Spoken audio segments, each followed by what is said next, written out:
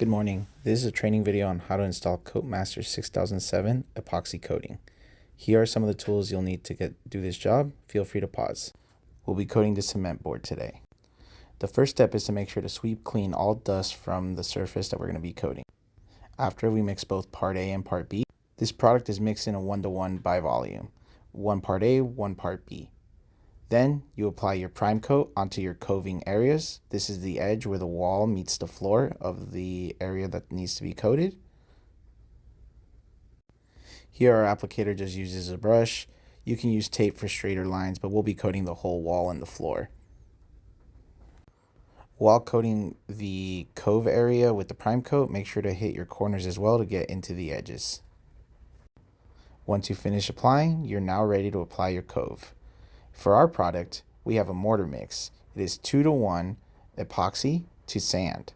That means 2 parts sand and 1 part of your mixed epoxy, which is also mixed at a 1:1. Here our applicator uses a spatula in order to apply the cant cove at a 45-degree angle. Other types of coves include radiuses at different lengths, 4-inch, 6-inch, and 3/8 and 1/4-inch radiuses. However, this is just a 45-degree, about an inch from the wall and the floor. The first step of building any cove is to apply the mortar onto the wall, and then you start smoothing it out with your spatula. Here shown is how the mortar gets applied. As you can see, it's got a pretty rough consistency until he starts smoothing it out with his tool. One step shown here is making sure to remove any excess from the wall and the floor that doesn't actually go onto your cove. You can see the applicator scraping it off the walls and the floor before really starting to smooth out the cove. To properly build a cove, you need to be patient and know how to use your tool. Keep your spatula wetted out. For this epoxy, you must use the solvent, and you'll see the cove slowly start to get smoother and smoother as this video progresses.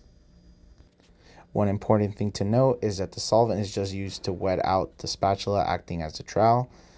Too much solvent can actually loosen the cove and it could make it sag.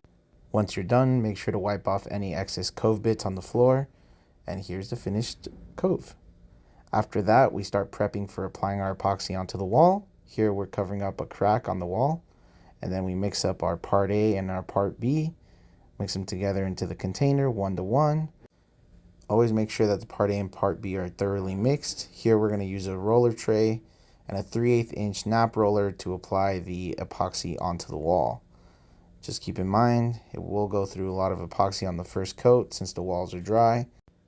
So as soon as you see the roller drying out, make sure to reapply onto the roller and continue with the application. Shown here, our painter goes through about a quart of material in order to apply onto this small section of wall. Depending on the spec of a project, you're going to have a specific film thickness to shoot for. Here's our applicator using his mill card in order to check film as it progresses through the install. Then he applies onto the next wall. And just a reminder, all epoxies have a working time. This particular epoxy we're using was giving us about 30 to 45 minute work time because of the colder temperature while we were installing. Once all the epoxy is applied onto the wall, you do one final pass in order to ensure that all of the textures are consistent with the final application. Here our painter will use a slightly smaller roller in order to hit the corner of the wall, and then check his mills as he's continuing with the install. Our cove, which is now dry, also receives a coat in order to be consistent. Here we use a small roller to give it the same texture as the wall. Once the walls are dry, we're now ready for our next step, which is to coat the floor. Same process, 1:1, part A to part B. Make sure that you wet out your roller completely before starting the install. And as your roller dries up, you must apply more coating onto the roller. This will ensure the proper thickness is being achieved as you install. For this installation, we used 1/4 cup of mixed epoxy in order to apply onto the floor surfaces, which was about 12 square feet. Once you're done with your epoxy floor installation, the next step is to apply the broadcast in order to produce a non-slip finish. The general rule of thumb is to apply enough sand so that none of the epoxy can be seen underneath. What you're looking for is any glossy look after you've applied the sand. After broadcasting, allow the sand to set overnight, and when you're ready to start your next coat, you sweep off the sand. The final step prior to applying your coat is to either do a blower or vacuum finish over your broadcasted floor. This will ensure any loose particles are also removed from the floor surface. After preparing your mix, you apply the encapsulation coat over the broadcasted surfaces.